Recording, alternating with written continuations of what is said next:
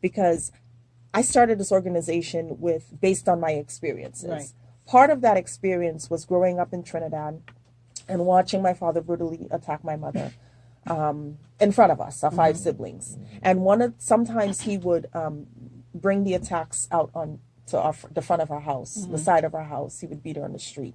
And people, men, his friends, would come out, some of them, and watch. Yeah, they wouldn't do anything. And they wouldn't say anything. And it's usually like that in cultures such as you said Trinidad, the Caribbean, right? You know, the Haitian community, Cape Verdean community. We're not too far apart. It's like something actually normal for men to was completely normal. It was right, and so that's the thing. I didn't understand as a child watching this. It infuriated me. On one hand, I loved my father, right, because I respected his educational side, his smart side, his well-read side. But on the other hand, I hated what he did to her.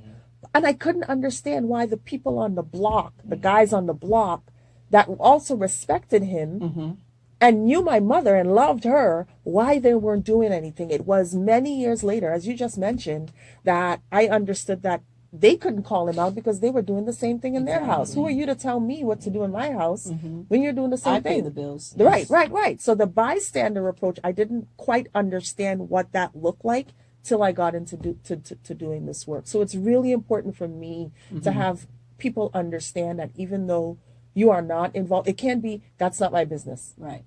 That's their house. It can't be that anymore. No, it can't. Right. And especially when we're trying to educate the young and the next generation about how to be a man, how to be a father. Looking at domestic violence, which having things happen behind closed doors, or you look on even on World Star, you'll see videos of things happening that we should not condone or should not see happening. And as then well. what kills me is that people promote it. Exactly, that's the problem. And the problem, you're recording it, you're laughing, and but it's the lack of education on it, right? It begins with awareness. If you and it goes without saying, where if you don't know, you don't know. Right. If this is all that you've been taught, this is all you're going to know, right? And it's hard to come up from under that mentality that you've been brought up in. Something, again, with me taking this pledge is to actually go and do the legwork to be one of the person that's going to say, yes, open up my book and my life to say, this is what's going on.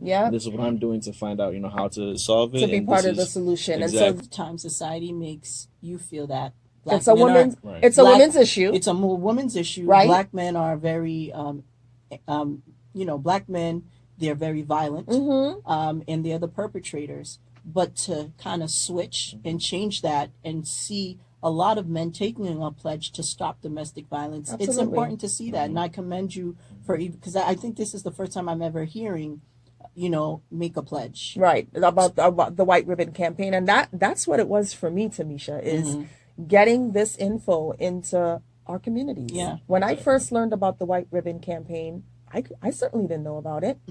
It is headed by and done a great job by the Jane Doe organization out of Boston, which is the Coalition Against Domestic Violence here in Massachusetts.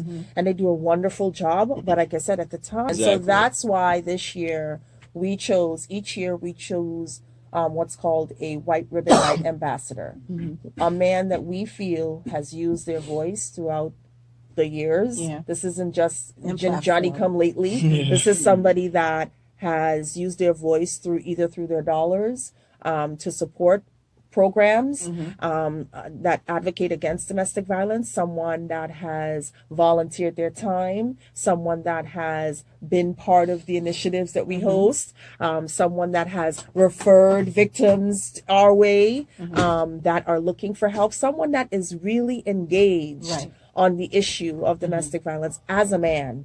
That's who our board chooses as a White Ribbon Night ambassador. And this year it's Jimmy Pereira. Well, you picked the right you heard person. it here. You picked the right person.